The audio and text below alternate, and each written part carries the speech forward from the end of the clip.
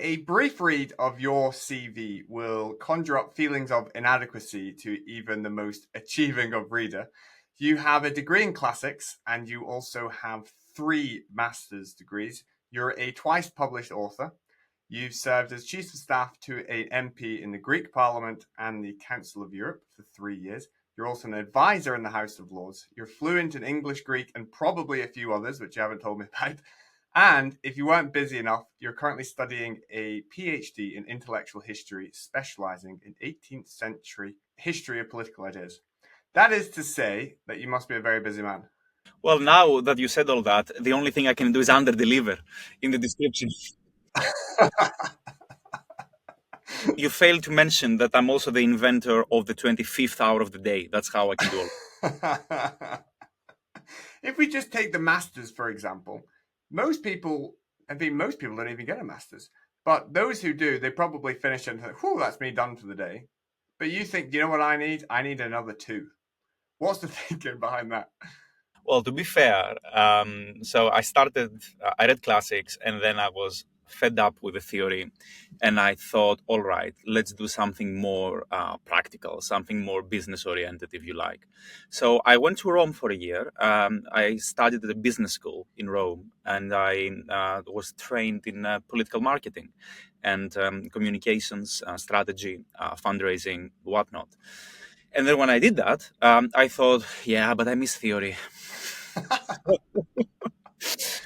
I went back, as it were, to my roots, and I did a master's in political philosophy. Now there is some kind of philosophical justification for that. I'm an Aristotelian. I should put my cards on the table from the start, and that means that I love to combine theory and practice. So I think that when you're involved in public life in any capacity, if you work in politics or policy or business, whatever, you need to have a solid understanding of the theoretical framework. And then you have to have the practical skills to apply that. So maybe we'll get into that later, but I love this Burkean phrase, this phrase of Edmund Burke, that the politician is the philosopher in action. I'm an Aristotelian. I should put my cards on the table from the start. And that means that I love to combine theory and practice. So I think that when you're involved in public life in any capacity, if you work in politics or policy or business, whatever, you need to have a solid understanding of the theoretical framework. And then you have to have the practical skills to apply that.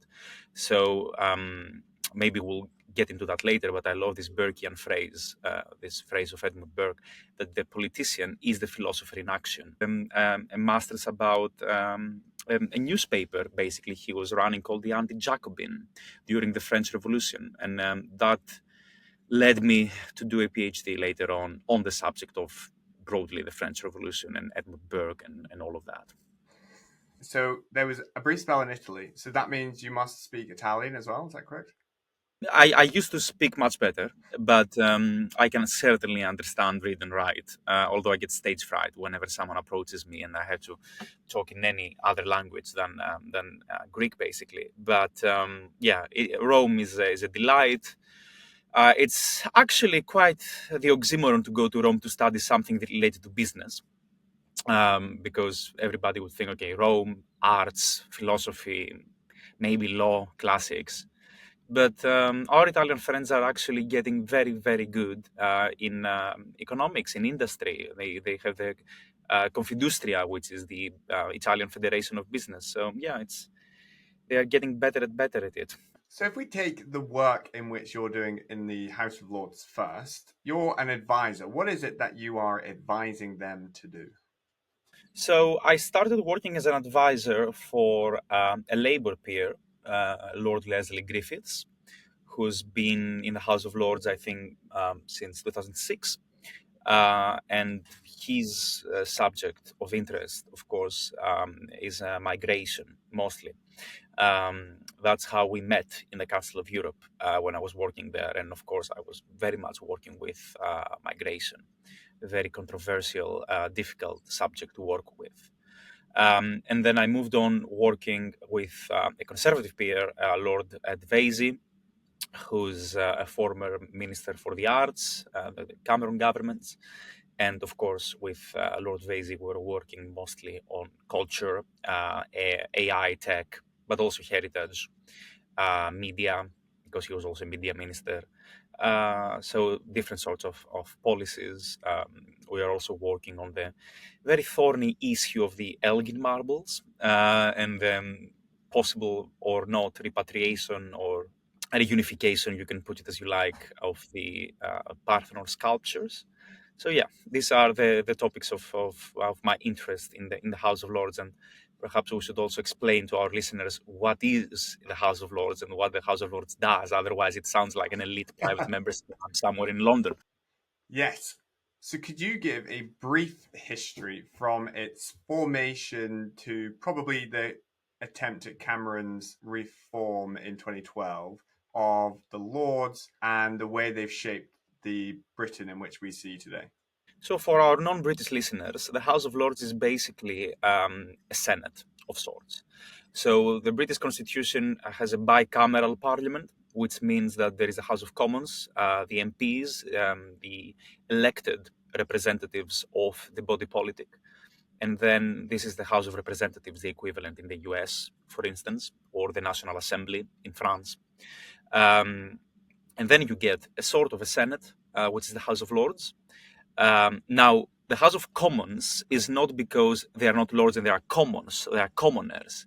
It's that basically, since time immemorial, this goes back to the Anglo-Saxon times, it was the House of Communities. That's where the commons part comes from, because many people mix and think, oh, the commons and the lords. It's actually the lords and the communities. So the House of Lords, again, goes back into time immemorial, the ancient constitution, Britons, Anglo-Saxons, all of that. So, of course, around the year 1000, 1100, after the Norman conquest, all of that, we have this unelected upper chamber in parliament.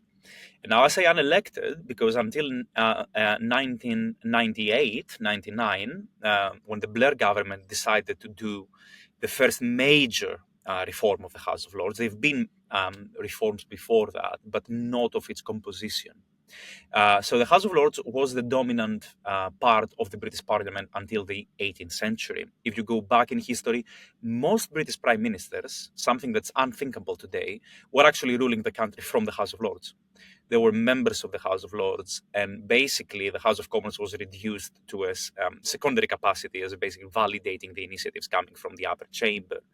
And that is why all the grandees, all the big families of the United Kingdom were basically represented in the House of Lords. And the first significant prime minister not to be in the House of Lords is someone that may be familiar to your listeners, the William Pitt the Elder. And his son, of course, then went to be also Prime Minister, William Pitt the Younger, during the French Revolution and the Napoleonic era. Fast forward, 19th century, there is a mix of prime ministers, both from the Lords and the Commons. The Commons starts to gain in prominence. And then around the time of Lloyd George, so First World War, we have a very significant reform where basically constitutional reform, the House of Commons takes precedence in importance, in function over the House of Lords. And basically, since then, we have the British Constitution as we know it today. Famously, Lloyd George was the one who said that I rather eliminate two dukes because they cost as much as two dreadnoughts and they don't do as much.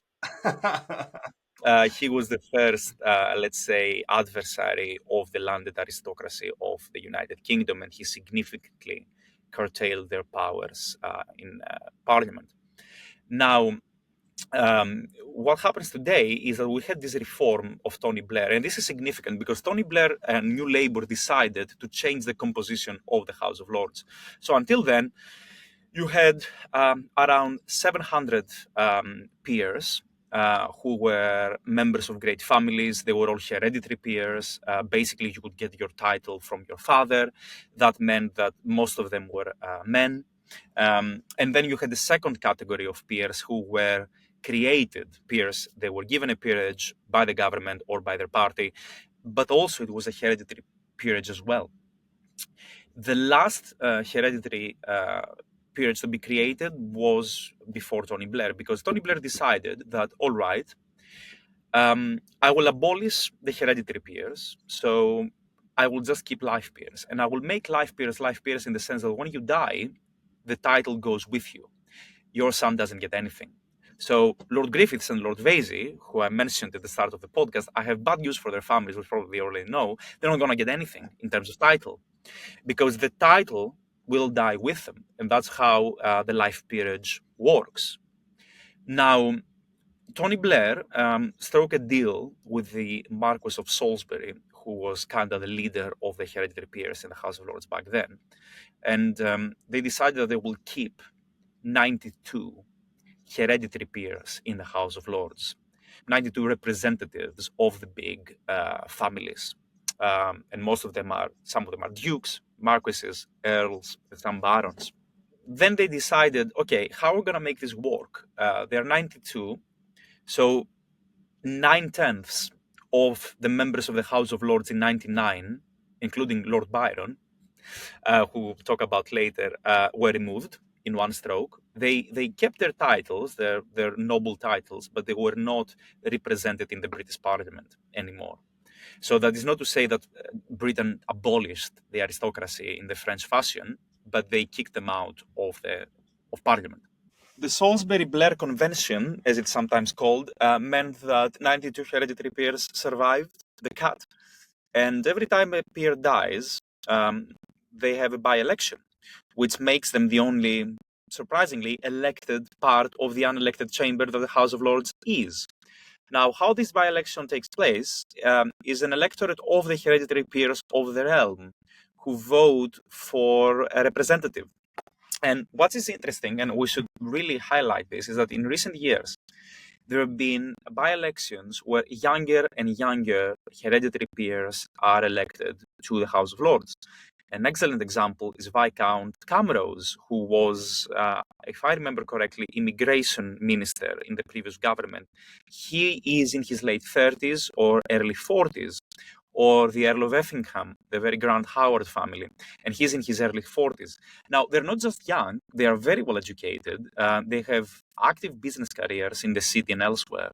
So they are really not what people would imagine as the port-stained earl sitting on a Chesterfield chair in some London club. There are people who are out there who are contributing members to the economy and the society and just happen to have a hereditary title. Now, that brings us to the current debate that we're having in Britain about the abolition of those remaining 92 hereditary peers. So there was a report published by Gordon Brown. He was commissioned to write a report by the current Prime Minister, Sir Keir Starmer, a couple of years ago. And the Brown report basically advised Labour to abolish the House of Lords. So when the Labour Party received this report, they decided that no, we're not going to abolish the House of Lords. That will be stupid.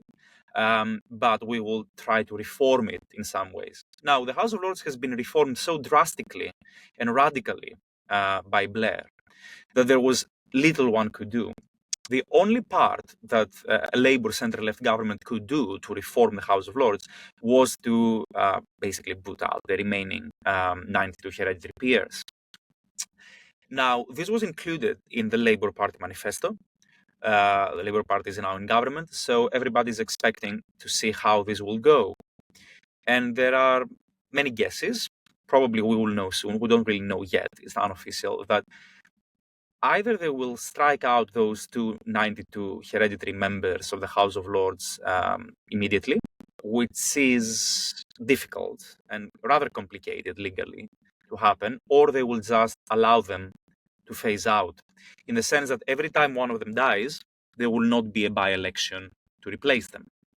Now, that would take at least 40 years for the last hereditary peer to be removed. Another idea that is floating around in Westminster is that possibly some of them, the most active contributing members of those hereditary peers, could stay in the House of Lords with a life peerage. So basically, they will change status if they accept that. They will still keep their titles, but they will also get a life seat in the British Parliament. Now, how they will select them, who is going to be, we don't really know. All of us guesses.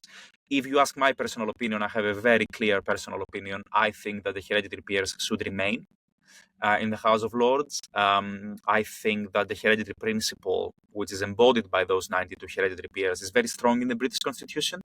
It runs all the way to the royal family and the monarchy.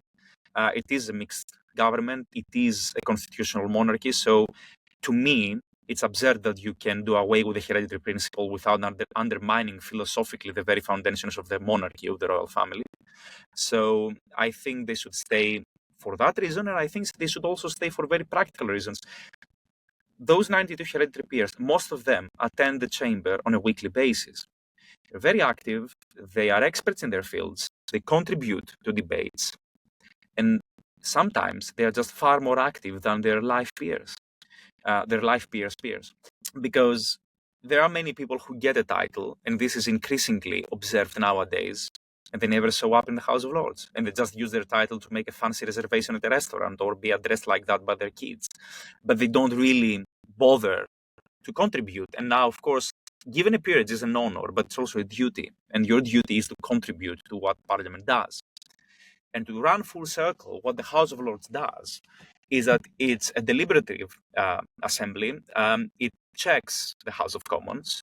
And of course, they can send bills back to the House of Commons. And it's happened recently many times. The Rwanda immigration bill was one case where this was happening. There was another case during Brexit. So it is an active prerogative exercised by the House of Lords. And of course, in the end, Parliament will enforce its will. So they can send it back 2 times, stall it, create some political tension, change, amend. But eventually there is the Act of Parliament that House of Commons is elected body of the representatives of the people, so they will enforce their will. But it's a nuanced process. It's a beneficial process. The peers really do a nonce work, because every time a bill comes from the House of Commons, it's a mess. It's a wording mess, it's a legislative mess, it's a legal mess. And what these peers do is go clause by clause in select committees and committees of the full House and basically polish, tidy up, amend the bill that comes from the House of Commons. And all of that they do without a salary. They get a compensation, daily compensation, if they show up, but they don't have a salary. They don't cost the public that much for the work they're doing. I think a cost-benefit analysis would unveil that they're actually worth it. So for all those reasons, I think that the House of Lords is very important at what it does. And I just don't say that because I work there, but I really think that it's important what it does. And I think the hereditary peers are also important at what they do. Now, of course, the chances are that one way or the other, this will phase out and it will change, but necessarily change is not always towards the right direction. Do you feel, from a constitutional and historical point of view, that the House of Lords still retains its value and virtue after the Blair reform? I think it retains its value, because I will not say that the life peers are not worth it. They are very worth it, most of them. Again, few rotten apples in a basket doesn't make the whole basket bad.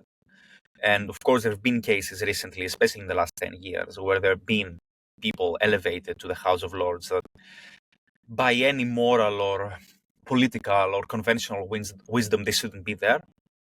But these are the minority. And the life peers are usually from very diverse backgrounds. If someone looks at the composition of the House of Lords, I would dare say that it's more diverse than the House of Commons in terms of faith, race, gender, sexual orientation, business background, educational background. It is a very, if you work in the House of Lords, if you walk around the bars, the restaurants, again, you will not find this archetype of the Spectator cartoon, the old earl who can't barely move and he's a throwback, a relic. There are all sorts of people that you would meet in your everyday life in London. So I think this contributes to a variety of perspectives that is very useful in the legislative process, because again, it is a legislative body. It is part of the British Parliament. So I think that before 99, there were many members of the aristocracy who kept a seat in the House of Lords, like the life peers. Some of those, they never showed up. Some of them were just there by virtue of being the son of a great family, but that doesn't necessarily make them a very nuanced legislator. So I think there was some kind of reform. Again, Burke says that in order to conserve, you have to reform.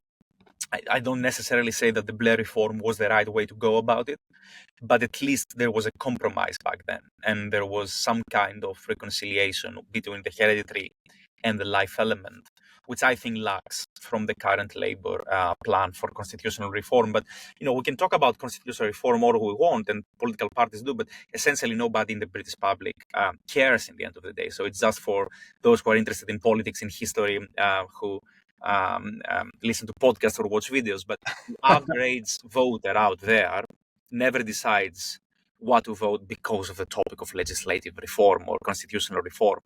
So I think Labour knows that, and that's why they're not really pushing for something very radical at the moment, because why waste your political capital on something that doesn't really win votes?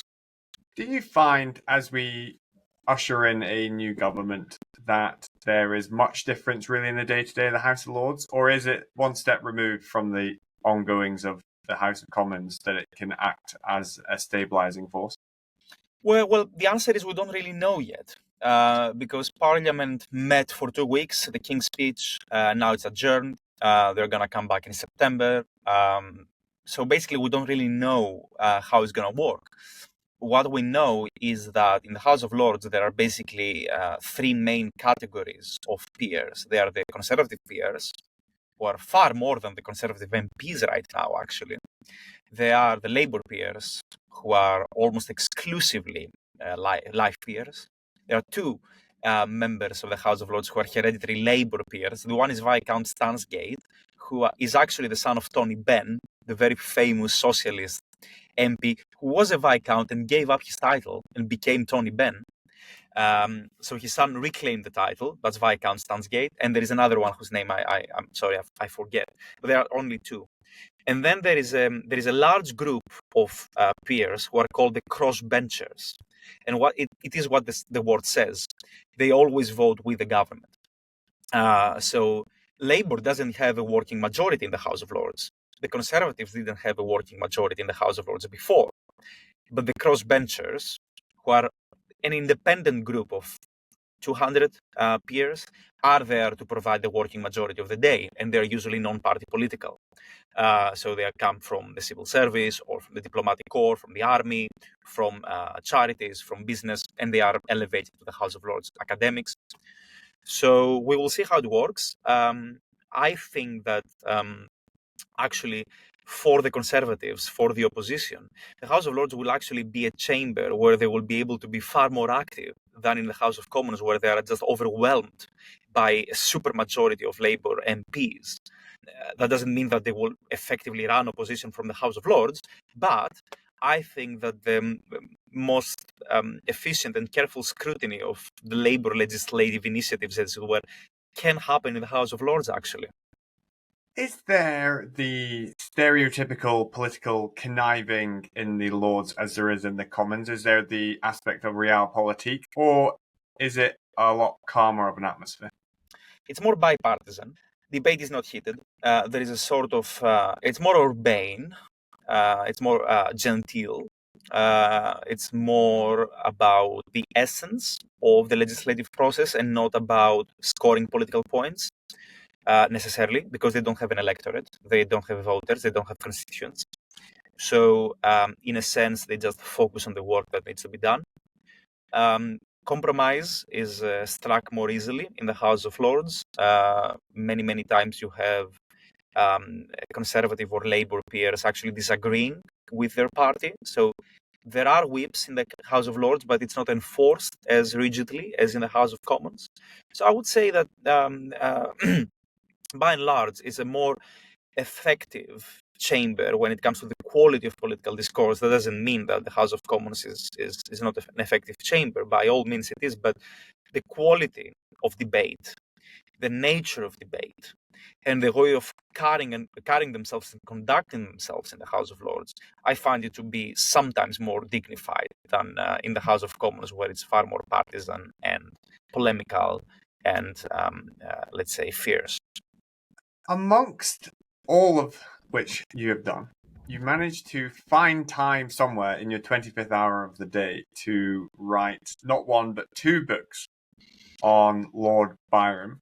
What was it about this behemoth which enticed you in so much to dedicate so much time in researching, delving, and then subsequently writing about? Well, I think that books are written by chance, by coincidence. I don't think that anybody really starts researching a topic, saying, I'll write a book about this, unless you're a full-time writer or a full-time academic, which I wasn't back then when I wrote the first book on Byron's politics, and then the second book that came out a couple of months ago. It was COVID. It was just before COVID, actually. I was up in Edinburgh, in Scotland, and one of my visits in doing some scavenging hunt for old books and second-hand books and all of that political and history nerds do. I came across a copy of Blackwood's Magazine, which was a famous Scottish periodical in the 19th century. And it was an old copy, and there was a story, a four column story by a fellow traveler of Lord Byron on his way from Italy to Greece. So that was 9 months before his death in Greece.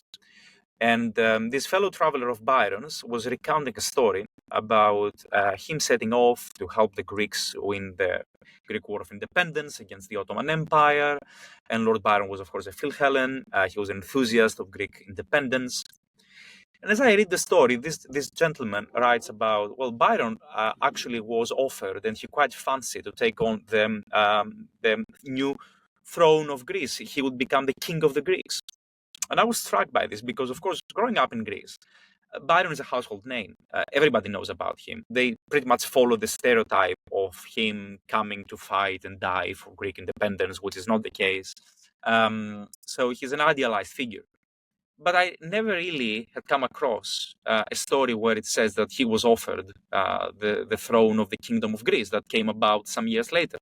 Then I tried to do some further research, and I corroborated the story with two other primary sources that a conversation of this kind took place on the ship that was traveling from Pisa to Kefalonia in the Ionian Islands. And we don't really know if it would have happened. It's fictional history. But anyways, it was interesting. So I started researching more and more and more. Then it was lockdown, then it was COVID. And I had a lot of time on my hands. And I started writing something that resembled a long read, an essay. Well, things got out of control. It spiraled into a book about Lord Byron and his political opinions. So I was not so much interested in his poetry. Everything has been said and written about his poetry. Everything has said and been written about his life. There are some fantastic biographies of Byron and his very scandalous life out there. But I actually was interested in his political opinions because Lord Byron was a Whig member of the House of Lords in the early 19th century, embroiled in political debates of the time, the Napoleonic Wars, the French Revolution, continental politics, the Greek War of Independence, the Italian War of Independence. So all of that was fascinating to read about. And I started writing a book about his political opinions. And that's how my journey with Lord Byron started in 2020. And of course, it culminated this year with the bicentennial of his death. He died in 1824. So it is a very big year for Byron enthusiasts and Byronic societies across the globe to celebrate his life and work. It's interesting, his politics, because he was an advocate for the Luddites and Catholic emancipation, and also against the removal of the Elgin marbles. He was a Whig, but in a sense, he was also quite radical. What's your read on that situation? I've come up with an interpretative framework for Byron's politics, which I will lay out very simply and quickly. It's basically a dichotomy between theory and action, and theory and practice. So Byron can say a lot of things, but in his life, he sometimes contradicted his proclamations very, very actively. In a sense, you mentioned the Luddites. Yes, he's delivering a speech in Parliament in favor of the Luddites. He's publishing a poem in the Morning Chronicle called "An Ode to the Luddites." He's there a very fearsome supporter.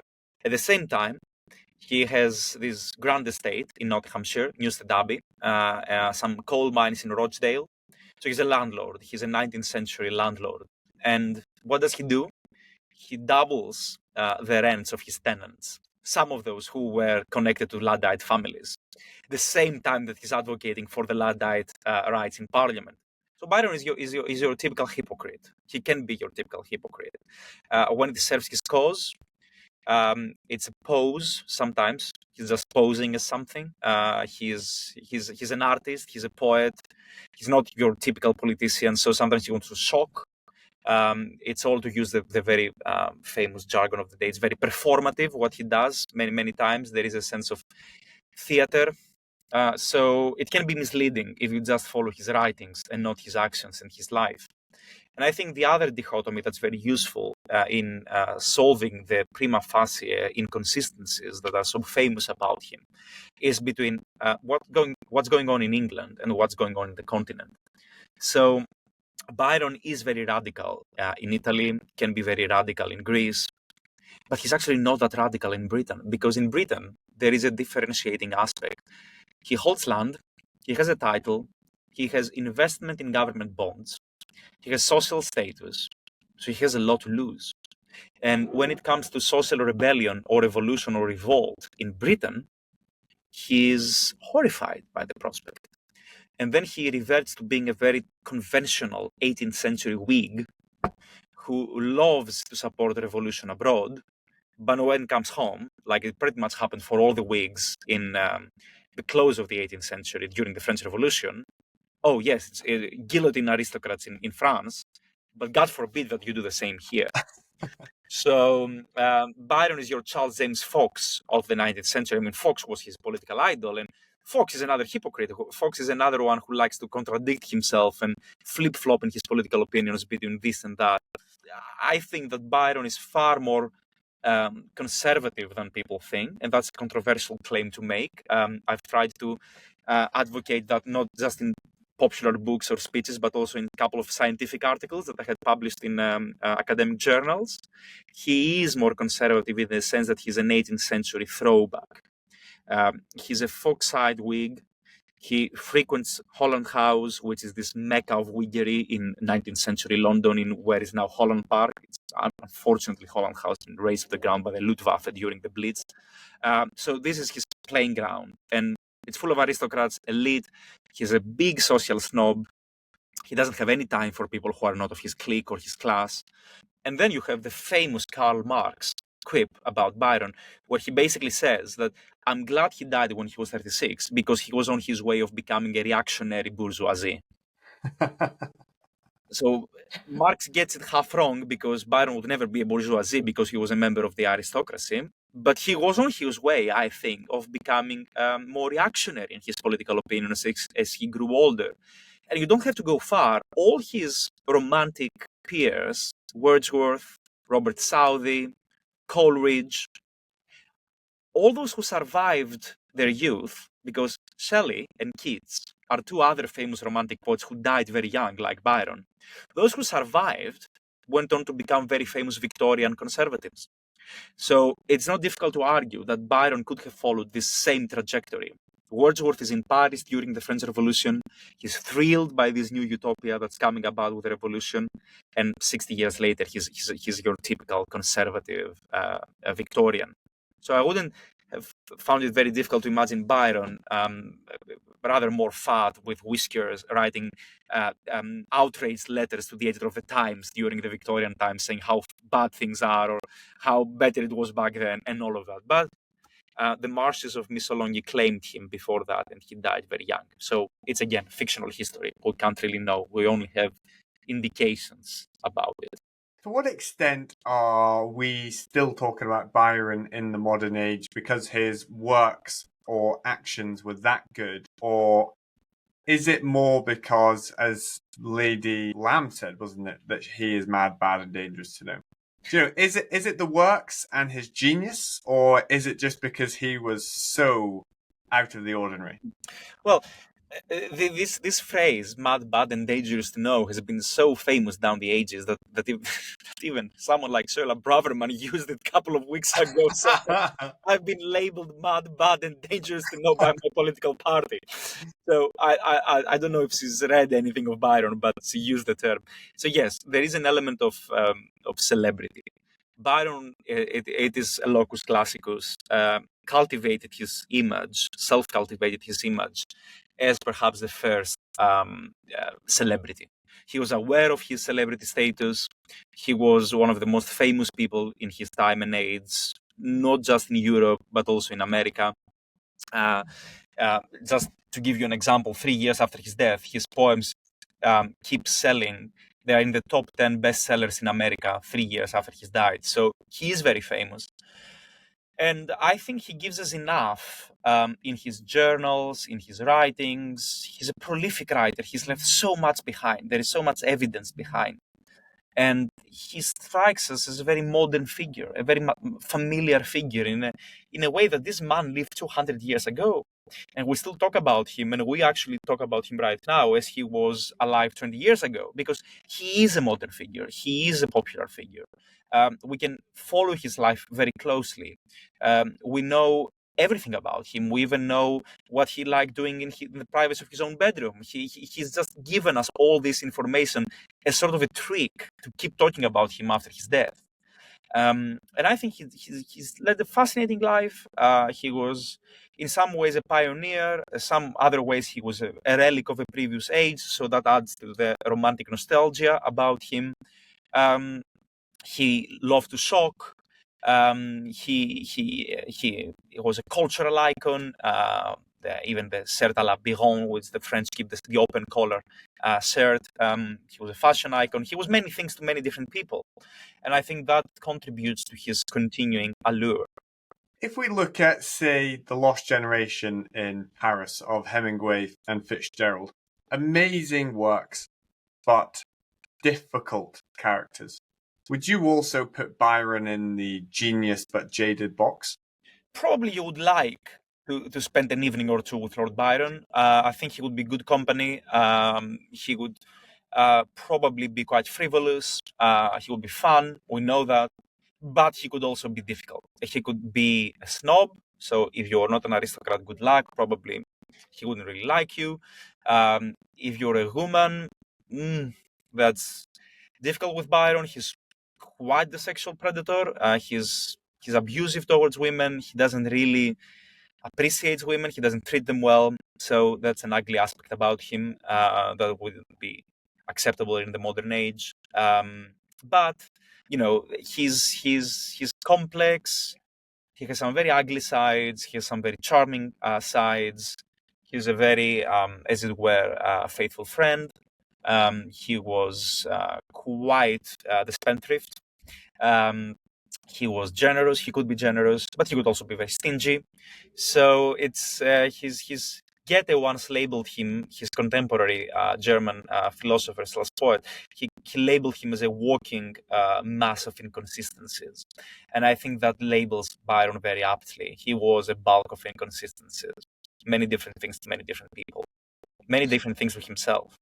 If anyone has any recollection or knows anything about Byron, that should whet their appetite, as it were. Where can people find your books to delve into this new side of Byron, which is coming to light? Well, if any of our listeners can read Greek, my first book is published in Greek. So they can find it online, but hopefully there will be an English translation soon. I'll be able to give more information about that soon. But the coffee table book we did about Byron and British Philhellenism, which has a lot of text about his life and other British Philhellenists as well, and a lot of material, pictures, great, very well curated coffee table book will be available in the UK in a couple of months. So it's been published both in Greek and English. It's a bilingual edition, so that will be more accessible. But people can find things I've written about while we're discussing his politics online. There is an essay published in the London Magazine just a couple of months ago There are some open access scientific articles about his politics, and they can always hit me up on social media or the email, and I can give them more information. But there are, of course, very, very good biographies of Byron out there. The standard edition of his life is by Leslie Marchant. It's a 3-volume biography. Everything you need to know about his life is there. His correspondence has been edited and published by the same academic. There are more popular biographies, more scandalous biographies, like the one by Fiona McCarthy, which is about his private life and all the sort of dangerous liaisons that he kept throughout his life. There are many different things. What there isn't, it's a nice movie about Byron, and that's almost outrageous. If you come to think the life he's led. There are a couple of old movies, black and white, very, very amateurish nowadays, and some, in my opinion, awful BBC episodes or series about his life. But there isn't a good Byron movie that we could suggest for our viewers. But maybe that will give producers or screenwriters some ideas that maybe they could do something like that. I think it would sell very well. Brilliant. Well, that very nicely wraps up part one of our conversation, because what we're going to do is then we're going to have a second conversation about Edmund Burke, and that will be on a different episode. So thank you very much for your time, and all your links and works will be linked in the show notes, so I would highly recommend everyone going to check them out. So in the meantime, thank you very much. My pleasure.